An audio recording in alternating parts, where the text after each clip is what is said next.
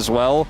And when you have the front line of Clear's Scion plus whatever Raptor transforms into when he's ghosting forward, looking for an opportunity here against T1. That flash from Guma may have just saved this whole That was as game. late as you could possibly flash that. It almost looked like Kellen messed it up. You know? Yeah. Well, he's Hex flashing now. Headbutt Pulp comes in. The Ignite is going to be cleansed, and first blood goes to Diablo. Make that another 2v2 kill here for Kellen and Diablo in the bottom lane. Comes back, licking his wounds here with a Cull in his back pocket. BF sword there. I've seen this play before, ladies and gentlemen. And Gumayushi, nothing he can do about it. No cleanse, no flash, no chance. As Raptor turns into a Jinx and says, Carrier, there's nothing. Not really what I had in mind. Not really what I expected is Hex Flash comes out, headbutts in, gets the knock-up, and really nice follow-up comes through from Raptor. And it's exactly the same play. He just made the same play again, and it worked beautifully, as it generally would if you now don't have as many resources to put into it. Need to make this work, or it's going to come at a hefty cost. Yeah, Raptor going to move over as he is spotted, knows that he's spotted. As the rest of T1 just waiting for this Viego to move in. Another wave means I think they can go ahead and commit to this dive. There is a cow down here as well as, oh dear, Roar the Slayer going to slow them down as meanwhile the fight continues. Doran gonna have to flash away. Is the flash out from Clear as well, but Doran in so much trouble. It's Raptor that goes down first though, and Doran will survive.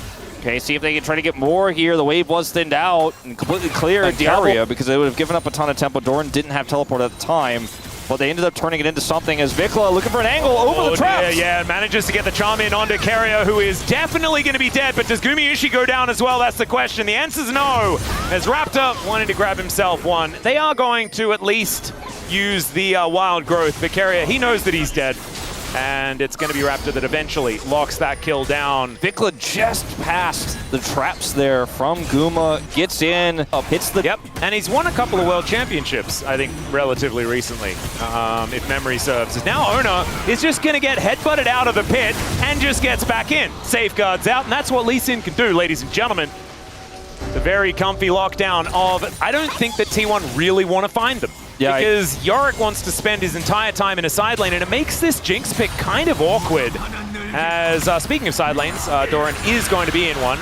And it does put down the ghoulie wall. There's the knock-up. Flash actually has to be invested here as Raptor still looking for it. He flashes forward, doesn't get the stun, but he gets into melee range, and the Maiden not going to be enough to save him. Down to the bottom side goes Diablo as well, as I just choke on myself. I mean, what these team fights look like. I think for T1, like you said, they don't want to have one right now.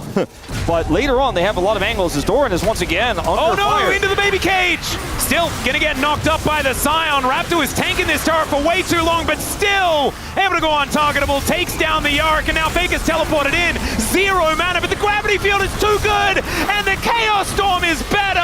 Ona comes down to protect, and they do go 1-for-1 in the trade. Yeah, it's really clutch here. Carry fight here at this moment to fight into Diablo in this choke point on this area. I think T1 definitely should just back away. Doran's going to get a turret on the other side of the map, and you can see Guma channeling that back, looking for his second item here. I think this was absolutely the right call. Doesn't quite have... There we go. Okay. Thanks, Raptor. Doesn't quite have the IE, but does pick up this game as he has many times on the Jinx in the past. But if he gets charmed, if he gets caught, if he gets hit by the Alistar, if he's caught by a flank from Clear, if he gets picked first, the team just falls apart. Oh, Kellen has the headbutt back, and that's the charm delivery. The chain CC, gorgeous, as Raptor comes in. That's mid-turret. Yeah, and also they've got a Rift Herald, so Diablo will be able to finish this off. They get another charm on the inner turret, and BNK all of a sudden jumping out to a gigantic lead because Atakan's on the bottom side. This up. There's the TP. I'm going to say, Doran, you can have that turret. T1 already pushing for the mid-turret. Yeah. But I mean, I think the Otacon is going to, in this case, be a more high value. Diablo's here. Yeah, he's going to split them up as well as the ulti comes through. Diablo almost just dead by Faker. Headbutt Pulverize comes in. The knockup's down as well, but the wild growth is so good. Faker in melee range is not exactly where he wants to be. And he's still doing this. Is going to take him down. He's still on this Otacon. I don't think he can do it alone, but man, he is holding it. He was hoping they were going to win that fight a little bit faster. He's still going to hold the aggro here. Yeah, Vikla turns up. And yeah. You saw Vikla was so animated in the player camps there as well because they know they're losing things on the other side of the map. That is outer turret and inner turret on the top side. But Otacon losing the Otacon. Dragon is still up as Guma in danger.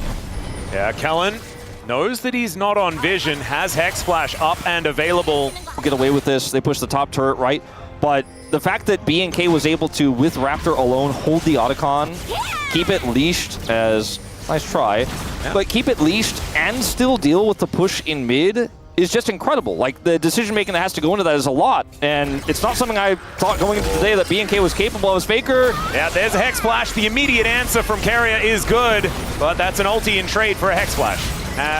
Or at least there is an ult coming out from Kellen as well. He's now looking to try and make something of it. As Diablo doing some work, Headbutt Pulverize gets the cow in there. Another knockup as Doran is going to get thrown back. And there's the first kill for the reset composition. BNK not going to be able to find too much more, but taking down Doran after getting the flash is huge. That trinket is deleted, and now they're fighting completely blind. Yep, Quadra teleports on the map, but there's no anything to teleport to. As Kellen's going to come on over, he finds Ona, the headbutt brings him out, but it's Gumayushi that's the target, and they come in from every angle. Faker teleports into his death, and now T1 are scattering. They have nowhere to go. The charm lands from Vikla. Ona's trying to safeguard his way out, but it's more like Dangerous Guard in this game as BNK leave only the blind man alive and look to beat T1 in their second match of week 3. Like the blind man, they had no vision. They couldn't see anything, and it's the Zeri Ari engage onto the Jinx that they just didn't see coming. Guma felt like he was far enough away they could be doing Baron. This teleport from Faker was desperation, but it did not put him where he wanted to go, and now with no damage, it is just a fun house here for not the BNK that we've seen this year. As Raptor slinking in, looking for a few angles. Doesn't get it. Faker testing the waters. He has no defensive items. I mean, he's got Merc Treads, I'll give you that, but he's got to play so carefully here, trying to clear this wave, unsuccessful at defending the inhibitor. And it all has to be 4v5, because the only thing Doran can do is split push. Yeah, he can't fight. And Vikla is just going to take this turret out. BNK, once again, just like game 2, playing it slow, not willing to give T1 the opportunity to get back into this game, to find an angle to engage. Well, we're going to move Doran in. Does have that home guard as he's booking it towards the rest of his team. Faker going to get engaged on, but no charm going to land. That's a great interruption once again. Every wild growth has been great here from Carrier. Just hasn't been enough. The Maiden going to be taking out more money over to BNK. Another charm is going to go wide as the Scion also goes wide. Has to flash away. Kick into the Flame Chompers is kind of cute as Kellen gets a headbutt. But T1, yes, they're beating them around, and Clear will go down. But it's in trade immediately. Both top laners, and Diablo loves this kind of craziness. As the Orbit Deception comes in, and now BNK with some free time. That charm going to land as Ona goes down. And BNK, I think they've done it. The Nexus is exposed, and Diablo keeping them on the fountain. And will be able to take down the Nexus. BNK take out T1.